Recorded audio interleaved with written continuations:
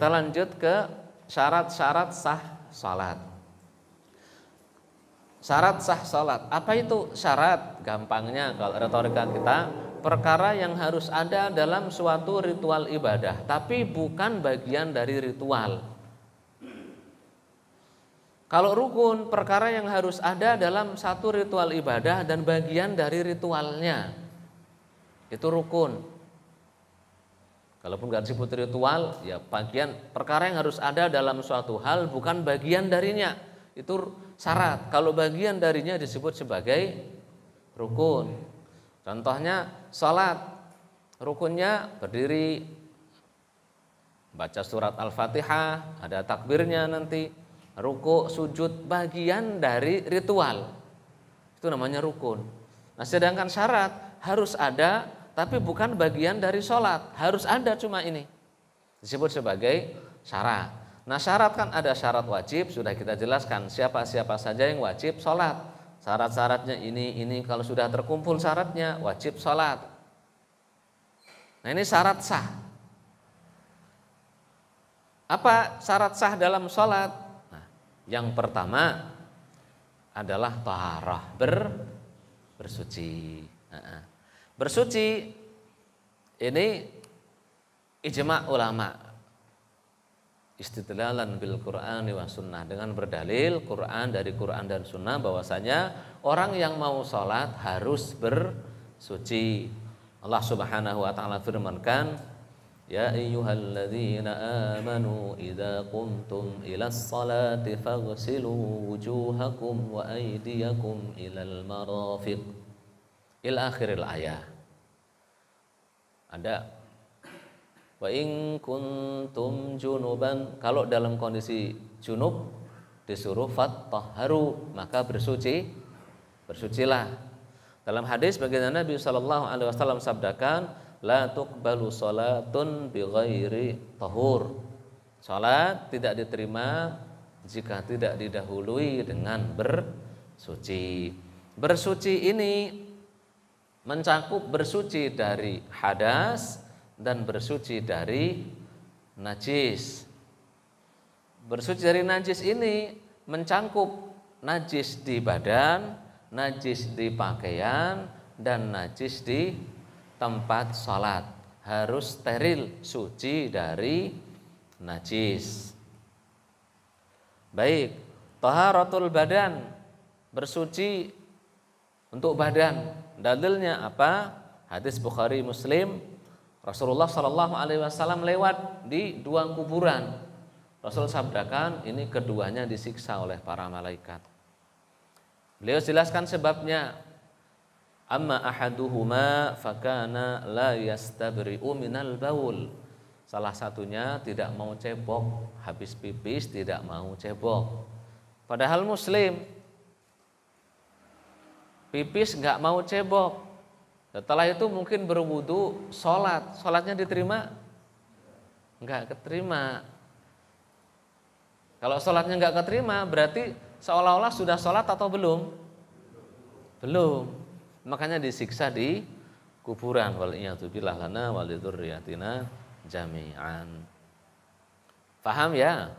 Kemudian dalam hadis yang lain dari Fatimah binti Abi Hubaish radhiyallahu anha, Rasul sabdakan kepadanya, fa idza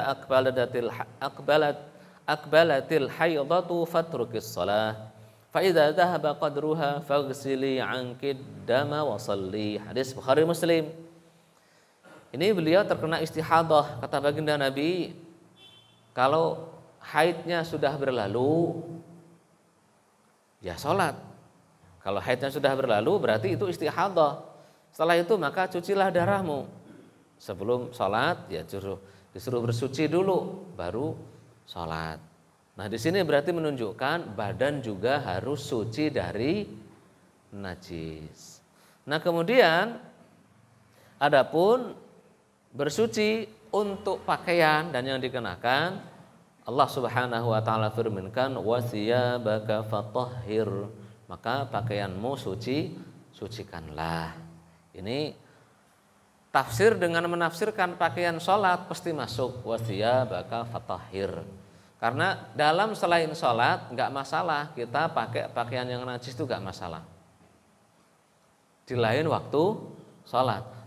Dalam sholat harus pakai pakaian yang suci, gitu maksudnya. Meskipun ya anjurannya di luar sholat pun sebaiknya pakai pakaian yang suci.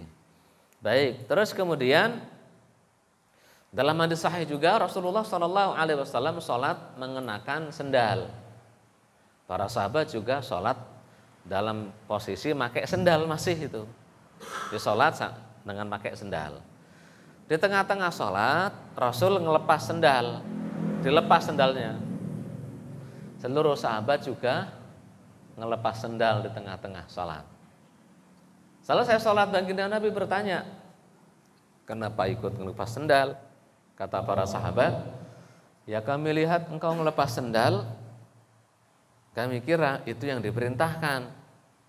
Kata Rasulullah, Jibril tadi mengabarkan padaku bahwa di sendalku ada kotorannya. Karenanya aku lepaskan. Faham ya? Adapun dalil bahwa tempat sholat harus suci, hadis Sahih Bukhari dan yang lain-lain, ada seorang badu datang dan pipis di pojokan masjid Rasul Sallallahu Alaihi Wasallam. Para sahabat sudah mau marah, mau gebukin. Kata Rasulullah, biarin biar selesai. Setelah selesai Rasulullah nyuruh ngambil satu ember air, suruh nyiram di bekas pipisnya. Lalu dinasihati, wahai sampeyan, wahai fulan, ini tempat tidak boleh dipakai untuk pipis. Ini tempat untuk sholat, untuk zikir. Gitu. Seember emang cukup disiramin. Dulu belum ada mermernya. Belum ada apa namanya ini? Apa ini? Keramiknya. Belum ada keramik, belum ada semennya. Jadi ketika diguyur ya langsung masuk ke dalam. Kan pasir campur kerikil gitu. Jadi sudah bisa mensucikan. Paham ya? Rasul Shallallahu Alaihi Wasallam juga melarang kita sholat di kandang unta. Salah satu ilatnya menurut sebagian ulama karena najis. Ada yang mengatakan ilatnya sebab, ilat itu maksudnya sebab karena unta itu galak. Ada sebab yang lain karena unta itu, kandang unta adalah ma'wal jin, tempat tinggalnya jin. Ada sebab yang lain. Wallahu a'lam bishawab. Itu syarat yang pertama, harus suci. Nah, karena harus suci di sini, makanya tidak boleh sholat sambil bopong anak kecil yang di pempesnya ada najisnya, gitu. Gendong anak kecil yang di pempesnya ada najisnya. Bolehnya bagaimana? Bolehnya kalau anak kecil tersebut baru dicebokin gitu ya. Habis dicebokin, jadi pempesnya masih bersih, digendong boleh.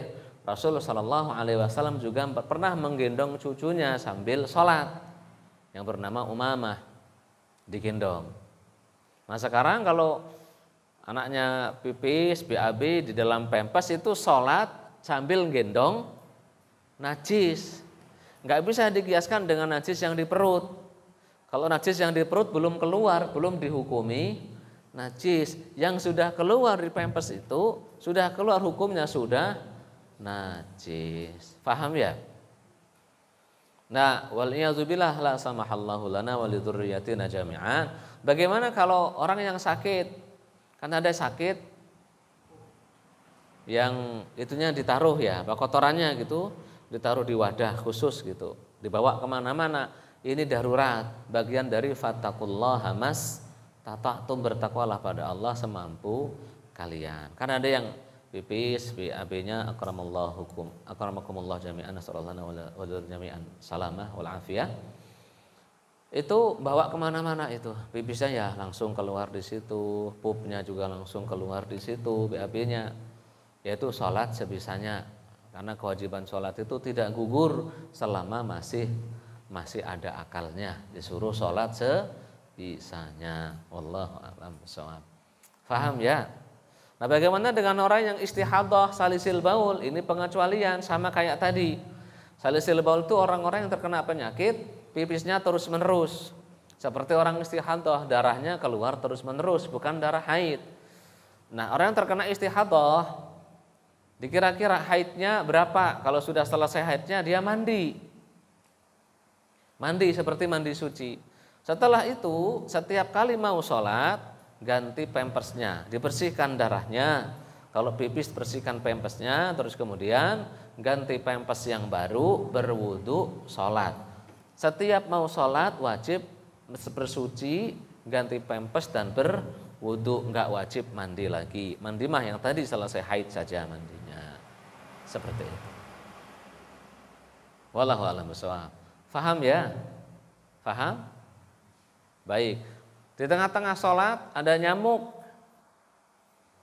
ketampel. Apakah batal sholatnya? Enggak batal. Darah najis kalau banyak, au damam masfuha. Darahnya sedikit, darah nyamuk. Kecuali nyamuknya nyamuk monster segini kali ya, kalau ada. Darahnya mungkin mengalir. Kalau nyamuk kecil-kecil itu mah dipeluk ya, cuma netes di situ. Enggak masalah insya Allah ya. Wallahu a'lam bishawab. Terus kemudian syarat yang kedua adalah al-ilmu bidkhulil waqti, mengetahui waktu sholat sudah masuk. Jadi sebelum sholat kita harus yakin bahwa waktunya sudah masuk. Harus yakin.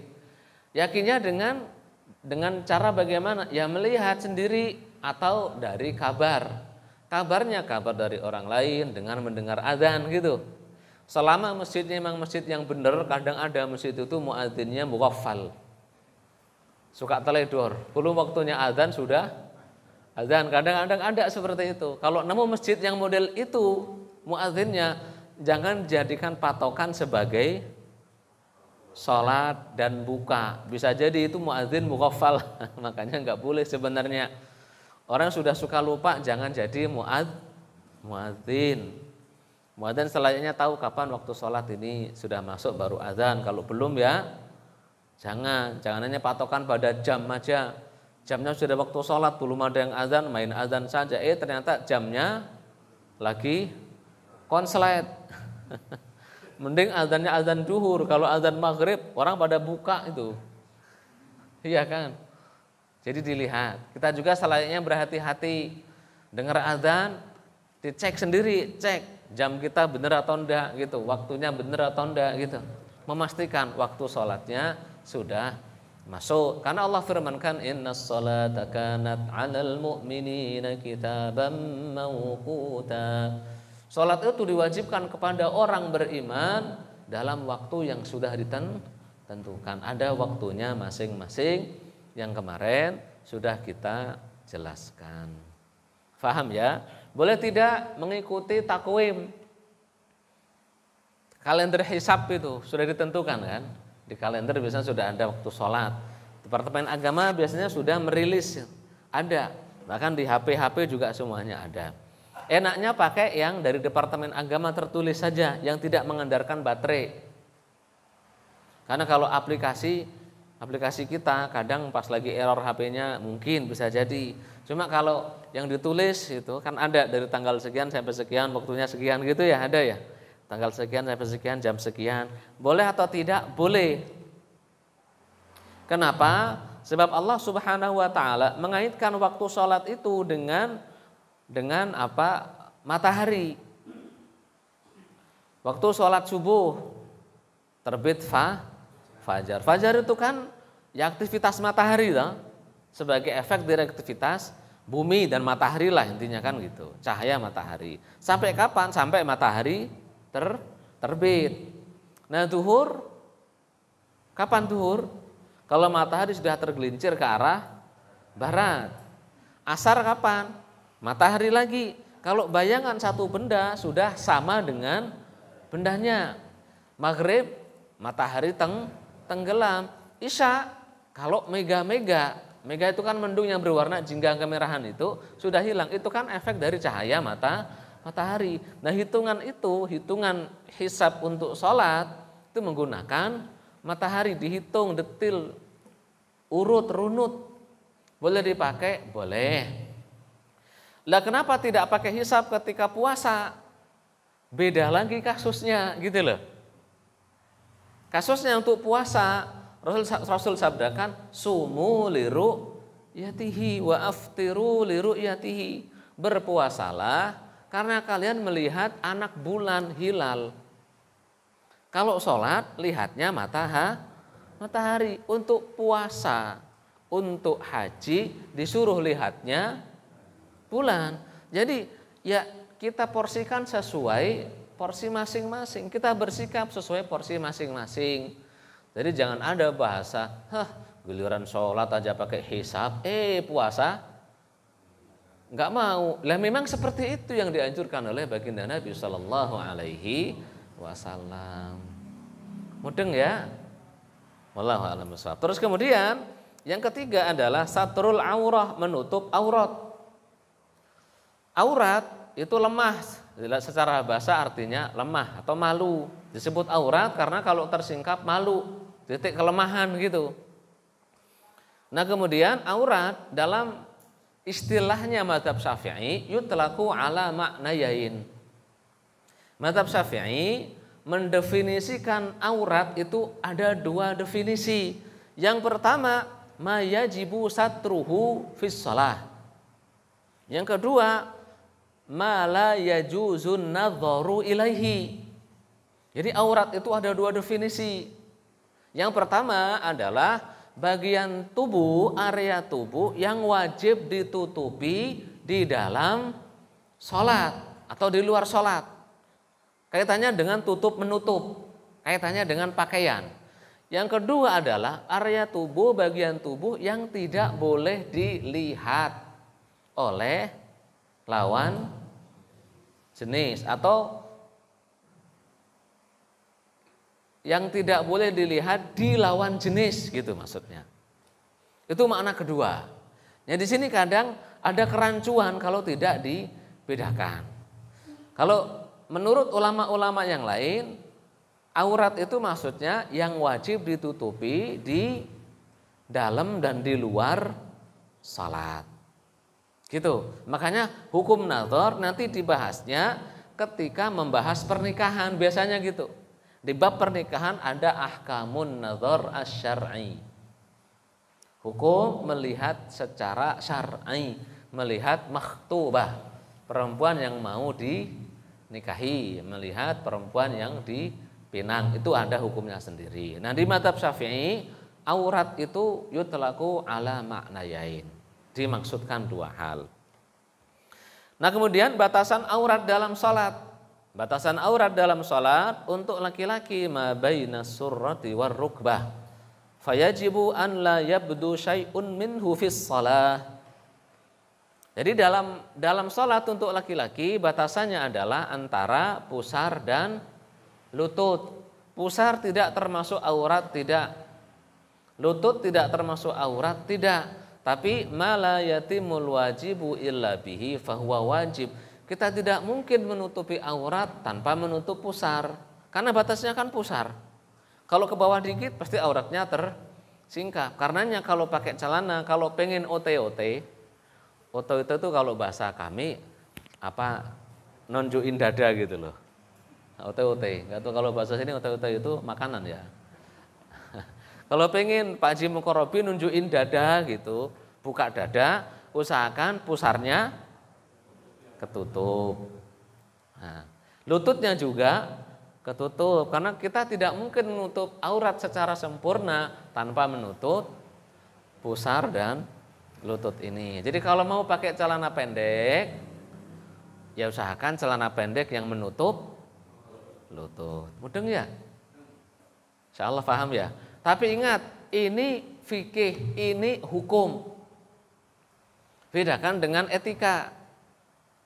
Kalau etikanya khudzu zinatakum 'inda kulli masjid. Pakailah pakaian terbaik kalian setiap mau salat, setiap mau sujud. Pakai pakaian terbaik. Boleh salat itu cuma pakai celana komprang menutupi lutut sampai pusar boleh, tapi apa ya sopan? Sopan enggak? Pak Abdul Latif, jenggote panjang, datang ke musola Istiqomah cuma pakai celana saja, dada terbuka. Langsung ditangkap sama Pak Haji Mukarrabin. Ya, ditangkap, dibalikin. Ini obatnya lupa kali minum obat gitu, mungkin sampai dituduh seperti itu. Jadi tidak semua yang boleh itu sopan, paham ya? Nah, tidak semua yang boleh itu sopan. Jadi diperhatikan kesopanan juga, etika. Itu batasannya. Batasannya aurat dalam sholat pusar sampai lutut. Untuk perempuan, kullu ma'adal wajhi wal kafain, ay kullu jasadiha, jami'u jasadiha illal wajhi wal kafain, kecuali wajah dan telapak tangan. Wajah yang termasuk wajah, batasan wajah itu mana? Ya sampai sini wajah, kan gitu. Terus sampai sini apa? Ini wajah. Ya wajah lah, batasan wajah itu lumrahnya. Terus kafain ini apa? Telapak tangan dan punggungnya. Ya kalau cuma buka telapak tangan suruh nutup punggung sulit kan? Sulit. Makanya telapak tangan enggak termasuk. Nah, termasuk juga punggungnya ini. Itu batasan aurat ketika sholat bagi perempuan. Dalil wajib menutup aurat, khudhu zinatakum 'inda kulli masjidin wa kulu. Qala Ibnu Abbas radhiyallahu anhuma al-muradu bihi thiyabu fis shalah. Mughnil Muhtaj, dalam kitab Mughnil Muhtaj. Ibnu Abbas mengatakan maksudnya adalah pakailah pakaian-pakaian kalian sebelum sholat ya. Terus kemudian Tirmidzi meriwayatkan dalam hadis hasan dari Aisyah radhiyallahu anha, Rasul sabdakan, la tuqbalu salatul haidhi illa bi khimar. Salatnya orang yang haid tidak diterima kecuali dengan khimar. Khimar itu adalah ma tughatti bihil mar'atu ra'saha. Jadi khimar itu pakaian yang menutupi sampai area kepala. Menutupi sampai area kepala. Tapi ini bukan berarti maksudnya orang haid harus sholat, enggak. Haid di sini perempuan yang sudah baligh. Ya, jadi hati-hati memaknai hadis. Nila tuqbalu salatul haidi. Orang haid tidak diterima sholatnya kecuali dengan khimar, pakaian yang menutup sampai ke kepalanya. Loh, itu orang haid kok boleh sholat? Enggak gitu maksudnya. Perempuan yang sudah haid, yang baligh, kalau sholat tidak diterima kecuali tubuhnya semuanya ditutup kecuali muka dan telapak tangan.